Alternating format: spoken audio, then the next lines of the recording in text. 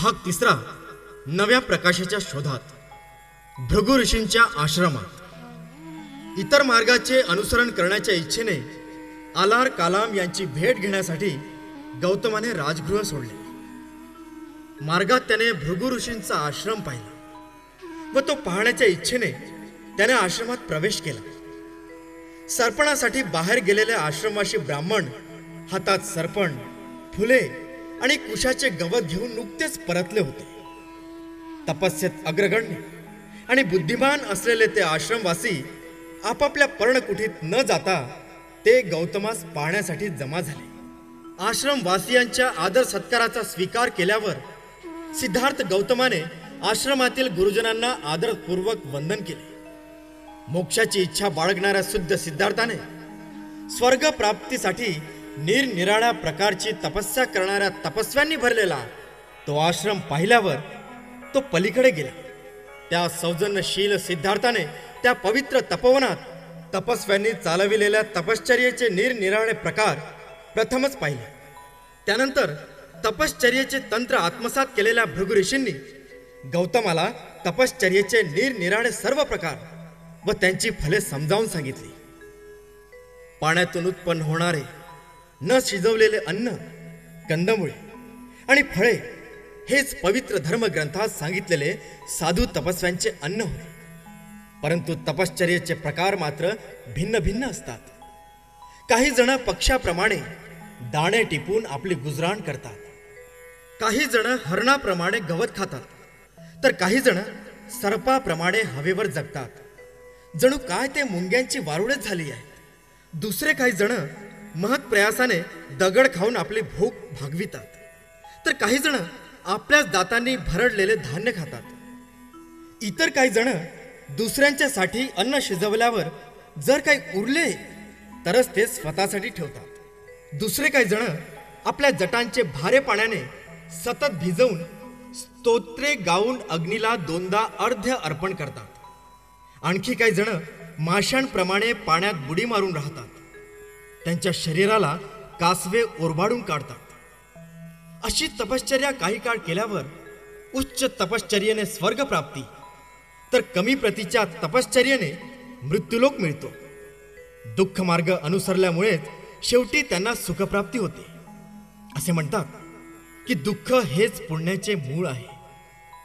हे ऐकल्यावर गौतम म्हणाला, अशा प्रकारचा आश्रम मी आज प्रथमच पाहत आहे. तुमचा हा तपश्चर्येचा नियमही मला समजलेला नाही. यावेळी मी इतकेच सांगू शकतो की ही आपली तपश्चर्या स्वर्ग प्राप्तीसाठी आहे. तर ऐहिक जीवनातील दुःखाचा विचार करावा व त्यावरील उपाय शोधून काढावा अशी माझी इच्छा आहे. आपण मला जाण्याची आज्ञा द्या. सांख्य तत्वज्ञानाचा अभ्यास करावा. स्वतः समाधी मार्गाचे शिक्षण घ्यावे आणि माझा प्रश्न सोडवण्याच्या बाबतीत त्याची काही मदत होते किंवा काय ते पाहावे अशी माझी इच्छा आहे. याप्रमाणे तपश्चर्येत गुंतलेले असताना आपण मला अशा प्रकारे आश्रय दिला व अत्यंतिक दया दाखवली.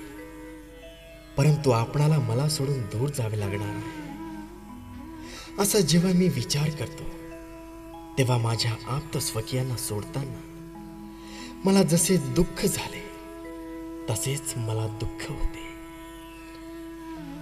मला येथे राहणे आवडत नाही किंवा येथील एखाद्याच्या वर्तनात काही चूक झाली आहे म्हणून मी हे तपोवन सोडून जात आहे असे नव्हे. कारण पूर्वीच्या ऋषींनी सांगितलेल्या धार्मिक मार्गाने जाणारे आपण श्रेष्ठ ऋषी आहात. या विषयावर ज्यांचे प्रभुत्व आहे त्या आलार कालाम मुनीकडे जाण्याची माझी इच्छा आहे. त्याचा निश्चय पाहून आश्रम प्रमुख भृगु ऋषी म्हणाले, राजपुत्रा, तुझे ध्येय हे खरोखरच शुराचे ध्येय आहे. तू तरुण असलास तरी स्वर्ग आणि मुक्ती याचा तुलनात्मक संपूर्ण विचार करून तू मुक्तीचा मार्ग अवलंबिला आहेस. ध्येयाने प्रेरित झाला आहेस, तू खरोखर शूर आहेस. तू जे म्हणालास तेच जर तुझे निश्चित उद्दिष्ट असेल तर तू ताबडतोब विद्य कोष्टास जा.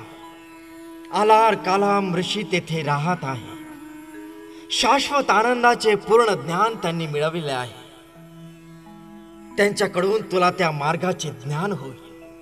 परंतु माझी अशी कल्पना आहे की त्यांच्या सिद्धांताचा अभ्यास केल्यावर तुझे उद्दिष्ट त्याच्याही पलीकडील आहे असे तुला दिसून येईल. गौतमाने त्यांचे आभार मानले आणि मुनिजनांना वंदन करून तो निघाला. त्या मुनींनीही त्याला सन्मानपूर्वक निरोप देऊन ते आपल्या तपोवनात परत गेले. अपने पेज को फॉलो, चैनल को सब्सक्राइब करके घंटी आइकन को जरूर दबाएं ताकि आगे आने वाली सब वीडियो आपको पहले मिले. जय भारत, जय संविधान.